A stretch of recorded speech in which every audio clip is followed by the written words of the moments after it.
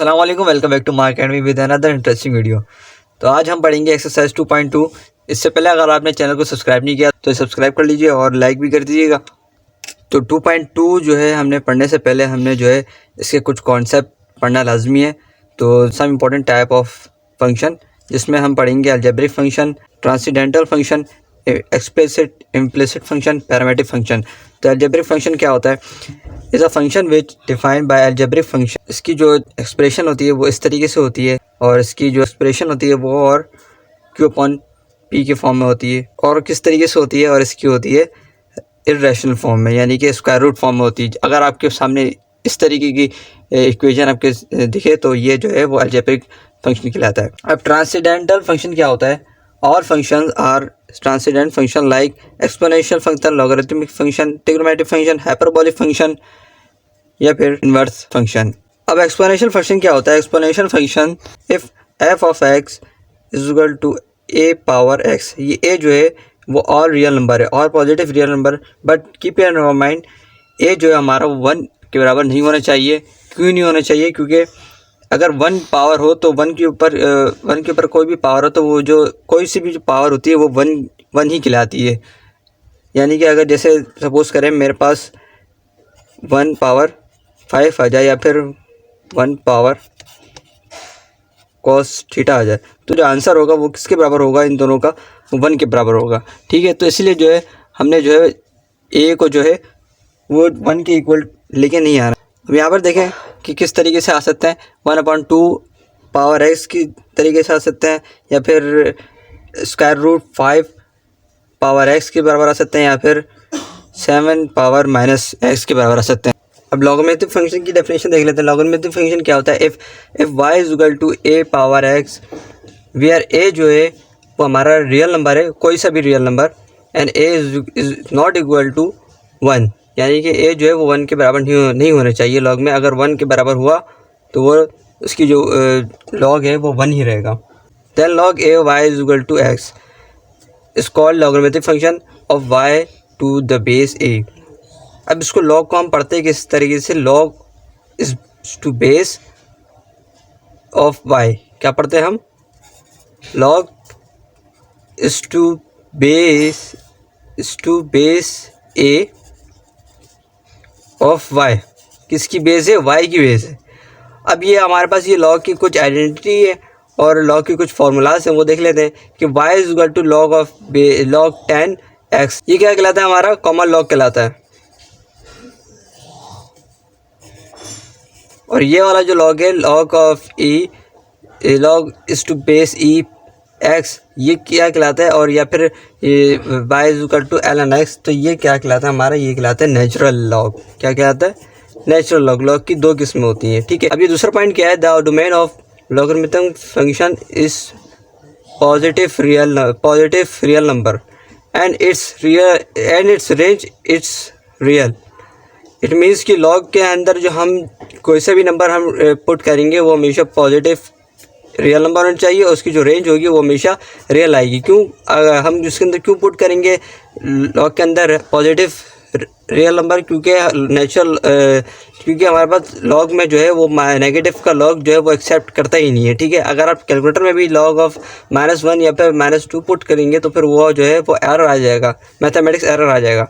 अब ये लॉग की जो है ये आइडेंटिटी लॉग ऑफ 10 1 रखते हैं। अगर हम कैलकुलेटर में आप 1 रखेंगे तो हमारे पास जो लॉग आएगा वो 0 आएगा। अब ये देखते हैं कि इसके जो वो है फार्मूलाज वो किस तरीके से आते हैं।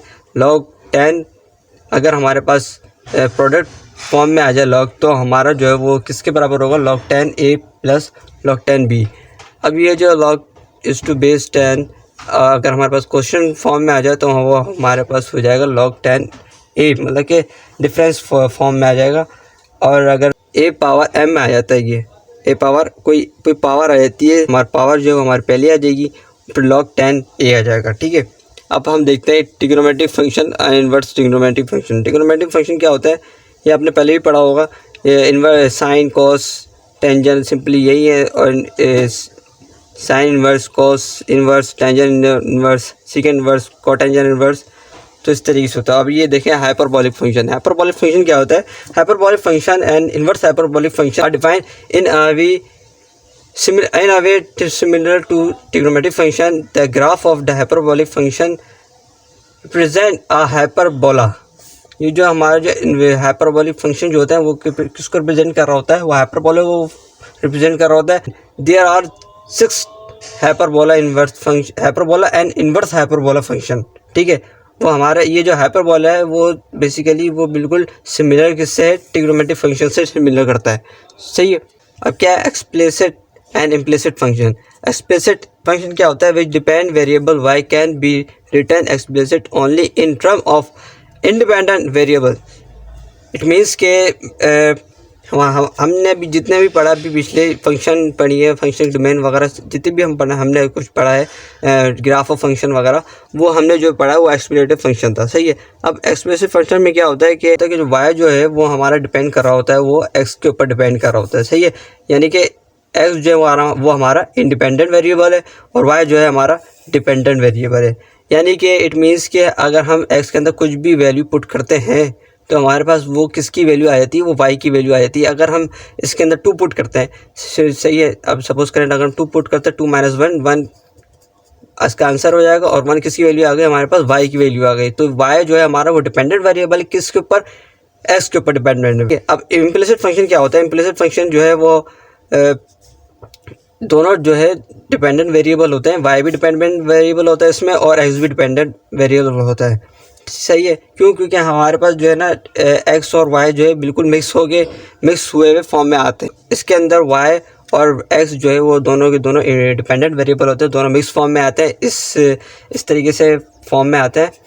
अब पैरामेट्रिक फंक्शन क्या होता है? Parametric can be represented parametrically by express the both dependent and independent variable function of parametric such that t.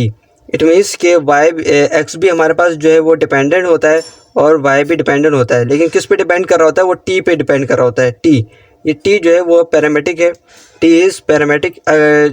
कुछ जगहों पर आपके पास टी की जगह वो थीटा भी शो कर रहा हो। अगर आपके पास थीटा आ जाए तो उसमें घबराइएगा नहीं, क्योंकि जो हमारा जो एक्स है वो थीटा पे बिलोंग्स कर रहा होता है, थीटा पे जो है डिपेंड कर रहा होता है। अब यहाँ पर जो है वो टी के ऊपर डिपेंड कर रहा है। अब हम जहाँ पर टी की वैल्यू अगर हम 30 पुट करते हैं या फिर कुछ भी पुट करते हैं तो हमारे पास जो है वो एस का आंसर आ जाएगा। ठीक है। अब यहाँ पर जो है टी जो है वो हमारा डिपेंडेंट है और एस क्या है? वो हमारा इंडिपेंडेंट है। एक्स एंड वाई इंडिपेंडेंट है और टी हमारा डिपेंडेंट है। पैरामेट्रिक फंक्शन में ये होता है। ठीक है।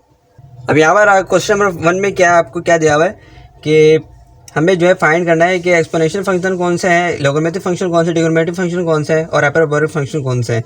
तो हमारे पास जो ये फर्स्ट पे आप ये देख सकते हैं ये है algebraic function. Question number part 2 देखें तो ये हमारा है इन्वर्स फंक्शन है, इन्वर्स ट्रिग्नोमेट्रिक फंक्शन है। क्वेश्चन नंबर 3 जो है ये हमारा एक्सपोनेंशियल फंक्शन है और क्वेश्चन नंबर 4 जो है ये हमारा लोगरिथमिक फंक्शन है। क्वेश्चन नंबर 5 जो है हमारा वो ट्रिग्नोमेट्रिक फंक्शन है।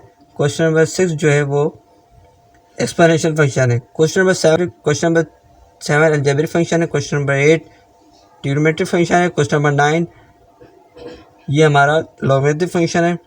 Question number 10 inverse function, inverse trigonometric function. Question number 11 trigonometric function. Question number 12 algebraic function. Question number 13 hyperbolic function और 14 है हमारा लॉगरिथमिक फंक्शन है। 15 है ट्रिग्नोमेट्रिक फंक्शन और 16 है हमारा इन्वर्स ट्रिग्नोमेट्रिक फंक्शन। अब क्वेश्चन नंबर 2 में क्या है? क्वेश्चन नंबर 2 में हमें सिर्फ ये बताना है कि इसमें से एक्सप्लिसिट फंक्शन कौन सा है और इम्प्लिसिट फंक्शन कौन सा है। तो क्वेश्चन नंबर 1 जो है वो हमारा इम्प्लिसिट फंक्शन है। क्वेश्चन नंबर 2 हमारा वो एक्सप्लिसिट फंक्शन है। क्यों? क्योंकि हमारे पास जो है इसके अंदर सिर्फ एक्स जो है वो डिपेंड कर रहा है, वाई जो है डिपेंड कर रहा है वो एक्स के ऊपर। और अब यहाँ पर देखें क्वेश्चन नंबर 3 में ये है इम्प्लिसिट फंक्शन। क्यों? क्योंकि यहाँ पर दोनों एक्स एंड वाई जो है वो बिल्कुल मिक्स हैं, तो हमें पता नहीं चला भाई कौन किस ऊपर डिपेंड कर रहा है। क्वेश्चन नंबर 4 जो है वो हमारा इम्प्लिसिट फंक्शन है और क्वेश्चन नंबर 5 भी हमारा जो है वो इम्प्लिसिट नहीं है। क्वेश्चन नंबर 5 जो है वो एक्सप्लिसिट है। क्वेश्चन नंबर 6 जो है वो हमारा इम्प्लिसिट है। ठीक है। अब क्वेश्चन नंबर 4 में क्या है? हमारे पास ये पैरामेट्रिक इक्वेशन दी हुई है और बोला है कि इसका ग्राफ बनाना है, हमें जो है इसका ग्राफ बनाना है।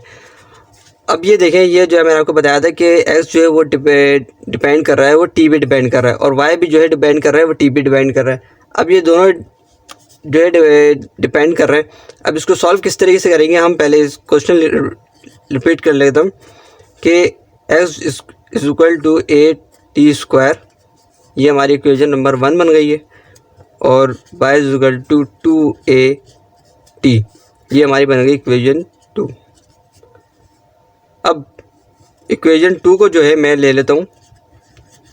अब हमने जो है वो t को जो है वो अलग करना है, तो मैं 2a को यहाँ पर मल्टीप्लाई हो रहा है तो वहाँ जाके ये डिवाइड हो जाएगा, y upon 2a is equal to t। अब इसको जो है मैं पुट कर देता हूँ इक्वेशन नंबर 1 में। किस में? इक्वेशन 1। तो इक्वेशन 1 क्या है? x is equal to a, t² है तो t की जगह हमने ये पुट करना है y अपॉन 2, तो y upon 2a whole square, ठीक है, होल स्क्वायर आ जाएगा, a y² upon 4a² is equal to x, ठीक है। अब क्या करूँगा मैं? अब जो है ये देखिए कैंसिल आउट हो रहा है, a से a कैंसिल हो गया, तो यहाँ पर आ जाएगा हमारे पास x is equal to y² upon 4a। 4 यहाँ पर 4 यहाँ पर डिवाइड हो रहा है, वहाँ लेके चले जाऊँगा तो वहाँ पर x 4ax। कि हमारे पास जो है क्वेश्चन में क्या दिया हुआ है, क्या दिया हुआ है? ये 4a दिया हुआ है। 4a अगर अब हम जो है वो इस इक्वेशन में जो है इस इक्वेशन 4a में इस इक्वेशन में जो है हम 4a पुट करेंगे, तो ये इक्वेशन बन गई हमारी इक्वेशन नंबर 3। अब ये जो हमारे पास क्वेश्चन में दिया हुआ है when a is equal to 4, तो put a is equal to 4 equation number 3 में पुट करना है। किसमें पुट करना है? 3 में पुट करना है। तो 4a दिया हुआ है, तो a की जगह हमारे पास क्या आ जाएगा? 4 आ जाएगा, x इज इक्वल टू 5²। अब यहाँ 16x is equal to y² हो जाएगा। तो अब ये जो इक्वेशन है इसके अंदर हमने जो है वो वैल्यूज़ पुट करनी है t की। हम t कहाँ से लेके कहाँ तक करेंगे पुट? -5 से लेके 5 तक। तो यहाँ पर जो है मैंने -5 ले लिया अभी, तो -5 की जगह अगर मैं -5 लेता हूँ तो 16 की जगह जो हमने 16 जो है 16 के अंदर -5 पुट कर दिया, -5 इज इक्वल टू y²। अब मैं 16 को मल्टीप्लाई कर दूंगा तो यहाँ पर हमारे पास -80 इज इक्वल टू y² आ जाएगा आंसर, ठीक है। तो इसके इसी तरीके से जो है ना आपने यहाँ पर कॉलम बनाने हैं। माइनस अब यहाँ पर 4 होगा, -4 फिर 4, तो इसके बाद -3 फिर पॉजिटिव का 3, इस तरीके से हमने जो है ना आगे 1 तक लेके जाना है, ठीक है। -1 भी इंक्लूड होगा, और फिर इस तरीके से जो है हमने इसका आंसर निकालना है। इसका जो ग्राफ बनेगा इसका ग्राफ जो है वो किस तरीके से बनेगा, ये y एक्सिस पर है। ये आपको बता दूँ कि ये जो है इक्वेशन वो कौन सी इक्वेशन है, वो पैराबोला की इक्वेशन है। तो ये जो है हमारा अलॉन्ग y एक्सिस पे बनेगा, ठीक है। हम t की जो वैल्यू पुट करेंगे वो हमारे पास y की वैल्यू आती रहेंगी, ठीक है। क्वेश्चन नंबर 5 भी आपके पास पैरामेट्रिक इक्वेशन है। अब यहाँ पर क्या है, यहाँ पर जो t की जगह आपको क्या दे दिए गए? एंगल दे दिए गए। मैंने आपको बोला था क्या t दे पैरामेट्रिक इक्वेशन में t भी आ सकता है और एंगल भी आ सकता है। अब यहाँ जो थीटा है वो इंडिपेंडेंट, ये थीटा जो है वो इंडिपेंडेंट है, और x जो है वो डिपेंड कर रहा है। डिपेंड किस पे कर रहा है? x एंड y किस पे डिपेंड कर रहे हैं? वो थीटा पे डिपेंड कर रहा है। अब यहाँ पर जो है मैंने वापस मैं ये लिख लेता हूँ question, x is equal to a secant theta, y is equal to b tangent theta. अब ये जो है इक्वेशन नंबर 1 इसको मैं कह देता हूँ, और इक्वेशन नंबर 2 इसको कह देता हूँ, ठीक है। अब यहाँ पर जो है इक्वेशन 1 को मैं ले लेता हूँ। इक्वेशन 1 क्या हमारे पास? x is equal to a secant theta, ठीक है। x अब यहाँ पर जो है मैं स्क्वायर ऑन बोथ साइड ले लेता हूँ, स्क्वायर ऑन बोथ साइड। अब यहाँ स्क्वायर ऑन बोथ साइड ले लूँगा तो यहाँ पर x² हो जाएगा, और यहाँ पर जो है x² हो जाएगा, और यहाँ a² सीकेंड स्क्वायर थीटा, ठीक है। ये हो गया हमारे पास। अब ये जो है ए स्क्वायर यहाँ पर मल्टीप्लाई हो रहा है तो वहाँ जाके ये डिवाइड हो जाएगा। A x square upon a square is equal to secant square theta. ठीक, अब इसको मैं इक्वेशन नंबर 3 का नाम दे देता हूँ। ठीक है, कोई मुश्किल। अब क्या करूँगा, मैं ए को भी ले लेता हूँ, is equal to tangent b theta दिया हुआ है। ठीक है हमें। अब यहाँ जो बी है इसको स्क्वायर ले लेते हैं। पहले हम यहाँ पर इसका स्क्वायर ले लेंगे, स्क्वायर ऑन बोथ साइड।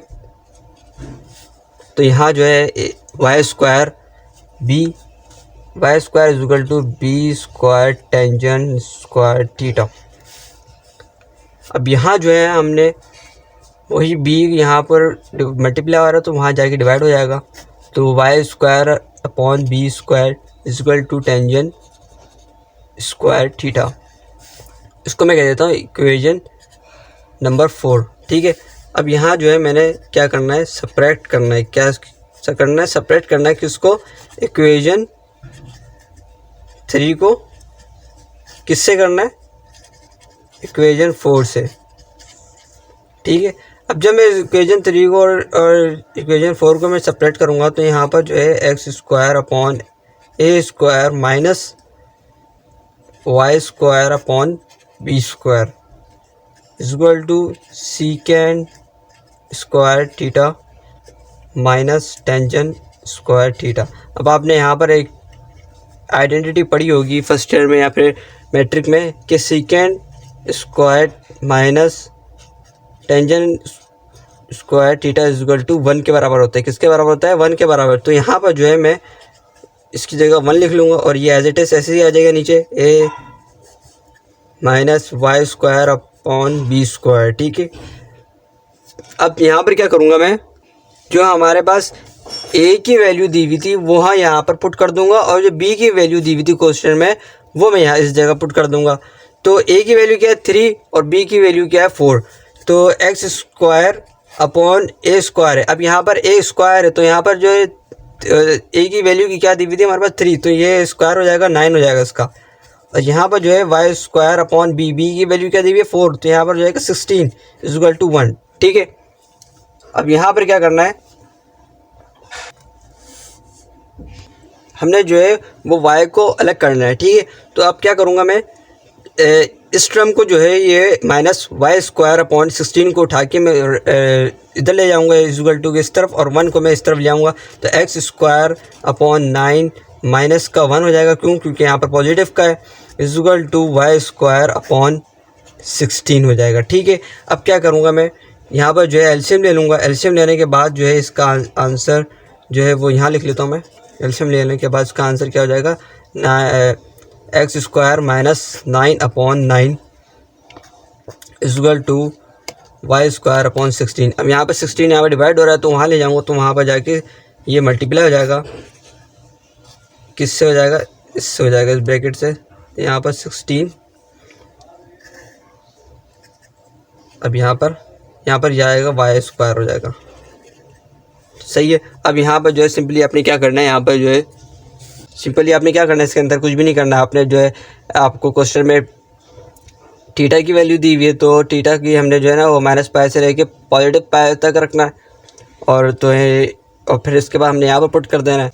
अब क्वेश्चन नंबर 6 में क्या है, क्वेश्चन नंबर 6 में जो है हमारे पास 2 इक्वेशन दी हुई है। कितनी दी हुई है, 2 इक्वेशन दी हुई है और क्या कह रहा है कि एक्स जो है वो लेस देन इक्वल टू 1, मतलब कि 1 से लेस देन जितनी भी एक्स की वैल्यू होंगी वो पुट होंगी। और यहाँ पर क्या है सेकंड इक्वेशन में कि एस की जो वैल्यू है वो ग्रेटर देन 1 होगी, यानी कि 1 के बाद जो वैल्यू आएंगी वो होंगी।